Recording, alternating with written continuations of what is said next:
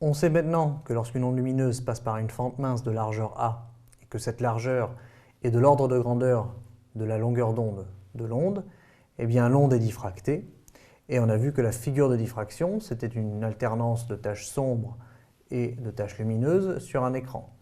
Alors si on représente l'expérience de diffraction ici avec, admettons, un laser qui arrive sur la fente de largeur A avec une longueur d'onde comparable à la largeur de la fente, eh bien on va observer une diffraction.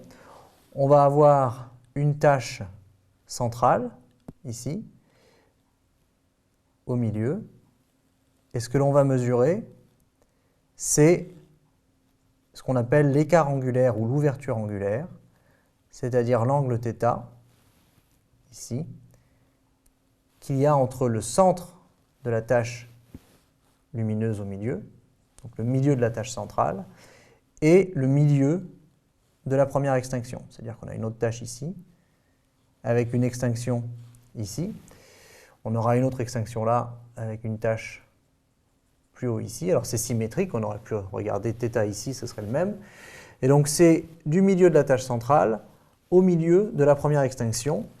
Et cet angle-là, θ, eh bien, est fonction de la longueur d'onde de la lumière incidente et de la largeur de la fente.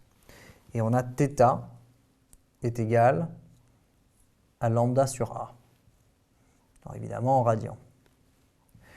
Alors c'est une formule à connaître par cœur, puisque celle-ci, on a du mal à l'inventer ou à la retrouver. À noter que plus A est grand, plus θ est petit, et plus l'ouverture angulaire se referme. C'est normal, parce que plus A est grand, plus la fente est grande, et au bout d'un moment, la lumière passe en ligne droite, sans être diffractée. Donc voilà une façon de vous en souvenir. Et ce que l'on va faire maintenant, c'est essayer de déterminer, en fonction de lambda et de A, cette distance-ci, qui vaut L sur 2,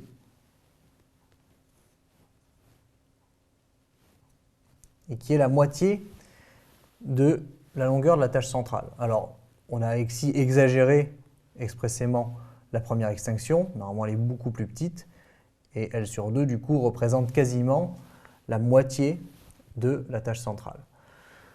Alors, ce que l'on va pouvoir faire, eh bien, c'est un peu de trigonométrie. On a un triangle rectangle, une distance D ici, et un angle θ. On fera cependant une approximation que l'on appelle l'approximation des petits angles. Et on écrira que tangente θ est à peu près égale à θ. Par contre, il faut que θ soit suffisamment petit pour le faire. Si c'est le cas, eh bien, tangente θ, par définition, c'est opposé sur adjacent. Donc c'est L sur 2 divisé par D. Mais ça, c'est à peu près égal à θ, puisque tangente θ est à peu près égal à θ. Or, θ, c'est lambda sur A. Et donc, on va trouver que la largeur de la tache centrale, L, la largeur totale, eh bien, est égale à 2D lambda sur A, en mètres évidemment, et donc dépend de la distance de l'écran, ce qui paraît normal, et de la longueur d'onde de la lumière utilisée, ainsi que de la largeur de la fente mince. Donc, résultat à retenir, ça c'est la largeur de la tache centrale.